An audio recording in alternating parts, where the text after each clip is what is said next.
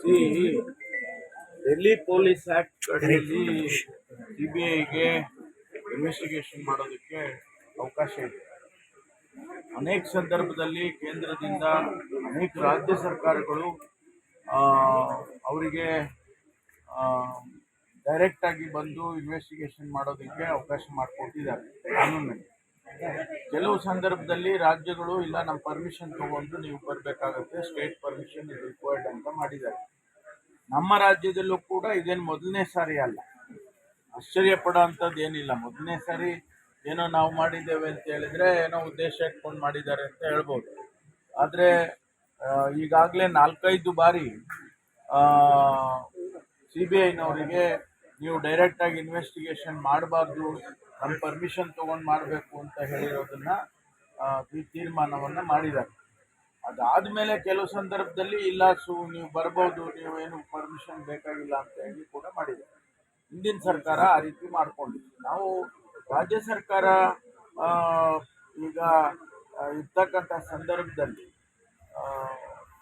ಅನೇಕ ಕೇಸ್ಗಳಲ್ಲಿ ಅವರು ಬಂದು ರಾಜ್ಯ ಸರ್ಕಾರದ ಗಮನಕ್ಕೆ ಬಾರದೆ, ರಾಜ್ಯ ಸರ್ಕಾರಕ್ಕೆ ಯಾವುದೇ ಮಾಹಿತಿಯನ್ನು ಕೂಡ ಕೊಡದೆ ಅವರು ಇನ್ವೆಸ್ಟಿಗೇಷನ್ ಮಾಡೋದು ಸರಿ ಇಲ್ಲ ಅಂತ ಹೇಳಿ ನಾವು ಆ ರೀತಿ ತೀರ್ಮಾನ ತಗೊಂಡಿದ್ದೇವೆ. ಸರಿ ಇಲ್ಲದೆ ಇರ್ಬೋದು, ಆದರೆ ನಾವು ತಗೊಂಡಿರ್ತಕ್ಕಂಥ ತೀರ್ಮಾನ ಬರೀ ಸಿದ್ದರಾಮಯ್ಯನವರನ್ನ ಮುಂದೆ ಇಟ್ಕೊಂಡು ಮಾಡಿರುವಂಥದ್ದಲ್ಲ. ಇದು ಅಫಿಷಿಯಲ್ಸ್ಗೆ ಅಪ್ಲೈ ಆಗುತ್ತೆ, ಆಮೇಲಿಂದ ಜನಪ್ರತಿನಿಧಿಗಳಿಗೆ ಅಪ್ಲೈ ಆಗುತ್ತೆ. ಅದಕ್ಕೋಸ್ಕರ ಅದನ್ನು ಆ ತೀರ್ಮಾನವನ್ನು ತಗೊಂಡಿದ್ದೇವೆ, not in the interest of Siddaramaiah. Sir, ಇನ್ನೊಂದು, ಈ ರಾಜಭವನದಿಂದಲೇ ಮಾಹಿತಿ ಸೋರಿಕೆ ಆಗ್ತಿದೆ ಅನ್ನುವಂಥದ್ದು ಲೋಕಾಯುಕ್ತರು ಅನುಮಾನ ವ್ಯಕ್ತಪಡಿಸಿದ್ದಾರೆ. ಐದು ಅಲೋಕ್ ಮೋಹನ್ಗೂ ಪತ್ರ ಹೊರಟಿದ್ದಾರೆ. ರಾಜಭವನ ಸಚಿವಾಲಯದಿಂದ ಲೀಕ್ ಆಗಿರೋ ಸಾಧ್ಯತೆಗಳಿದ್ದಾವೆ, ಅವ್ರ ವಿರುದ್ಧ ತನಿಖೆ ಮಾಡಲಿಕ್ಕೆ ಅನುಮತಿ ಕೇಳಿ ಲೆಕ್ಕ ಬಂದಿದೆ ಸರ್. ಇಲ್ಲ, ರಾಜಭವನದಲ್ಲಿ ಲೀಕ್ ಆಗ್ತದೆ ಅಂತ ಅಂದರೆ ರಾಜಭವನದವರೇ ಜವಾಬ್ದಾರಿ ಅಲ್ವಾ? ನಾವು ಹೆಂಗೆ ಜವಾಬ್ದಾರಿ ಆಗ್ತೀವಿ?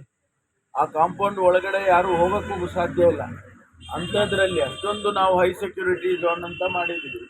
ಅಲ್ಲಿ ಲೀಕ್ ಆಗ್ತದೆ ಅಂದರೆ ಅವರೇ ಯಾರೋ ಮಾಡಿರ್ತಾರೆ, ಬೇರೆಯವ್ರು ಮಾಡೋದಕ್ಕೆ ಸಾಧ್ಯ ಇಲ್ಲ. ಹಾಗಾಗಿ ಅದು ಅವರ ಜವಾಬ್ದಾರಿ.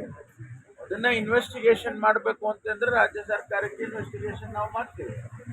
ರಾಜಭವನದಿಂದಂದರೆ ಅನೇಕ ಪತ್ರಗಳು ಬರ್ತಾ ಇದೆ, ಅದ್ರ ಜೊತೆಗೆ ಈ ಪತ್ರನೂ ನೀವು ಇನ್ವೆಸ್ಟಿಗೇಷನ್ ಮಾಡಿ ಅಂತ ನಮ್ಗೆ ಬರೆದ್ರೆ ನಾವು ಮಾಡ್ತೀವಿ. ನಾವು ರಾಜ್ಯ ಸರ್ಕಾರ ಕೊಡೋದು ಗವರ್ನರೇ ಕೊಡಬೇಕು.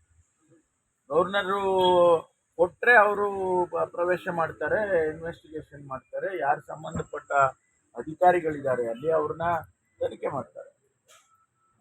ಅದು ರಾಜಭವನಕ್ಕೂ ಲೋಕಾಯುಕ್ತಕ್ಕೂ ಬಿಟ್ಟಿರೋದು, ನಮಗೆ ಮಧ್ಯ ಪ್ರವೇಶ ಮಾಡೋಕ್ಕಾಗಲ್ಲ.